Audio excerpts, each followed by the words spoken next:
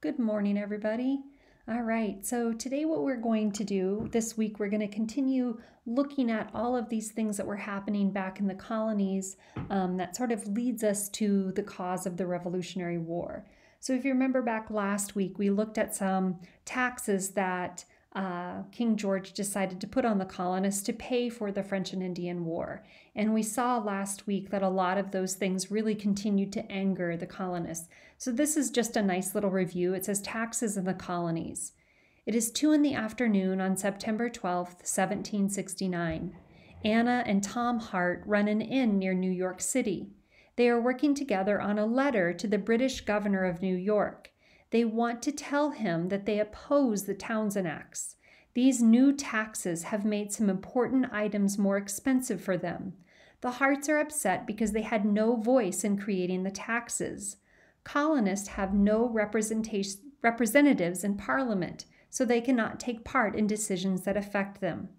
If you remember back to the no taxation without representation, the colonists simply want to have someone to represent them in Parliament. And so if you look at things that they need, for example, paint, better quality paint comes from Britain, but the tax on it makes the price higher. To avoid the tax, the Harts painted this furniture in the walls with paints made in the colonies. Tea. Like many other colonists, the Harts love British tea. Now they refuse to drink it because of the British tax on it. This is Dutch tea, smuggled in from the Caribbean. Paper. The Harts need lots of paper to keep track of their business, but there is a tax on paper from Britain. Glass. When Tom and Anna needed to replace a broken window pane, they find that the Townshend Acts makes glass more expensive. So this is just sort of a nice historical fiction piece that would show some of the difficulties that all these taxes are putting on the colonists. So today what we're going to look at is we're going to look at something called Committees of Correspondence. All right, so bear with me here. Let's head to Committees of Correspondence. I'm going to go back to our one packet that we have.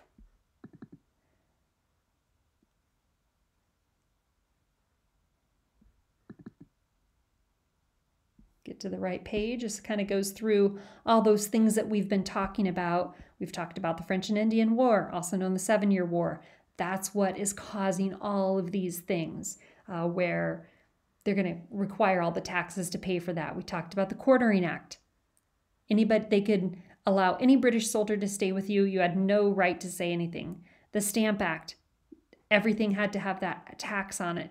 That no taxation without representation. They simply want someone from the colonies to represent them in Parliament. The Townshend Acts, which put the taxes on all of those other things. And so now we're going to look at Committee of Correspondence. So let me just slide through here and get to our Committees of Correspondence. Sorry, I should probably do this a better way so we're not slowly getting through all this. All right, here we go. So the Committees of Correspondence was first started in 1764. This is an interesting picture there, kind of showing the meeting, which we'll look at in another instant. So the Committees of Correspondence were a way for the 13 American colonies to communicate with one another. Boston formed the first Committee of Correspondence in 1764. They rallied against British enforced policies and needed a means for communication. Other colonies soon followed, and all colonies had a committee. The exchanges helped build a union. Common grievances, ideas, plans were discussed. So really, this is an opportunity for them to come together and sort of work as one united set of colonies together against the British policies. All right, so you're going to find an assignment to go with this back on Google Classroom.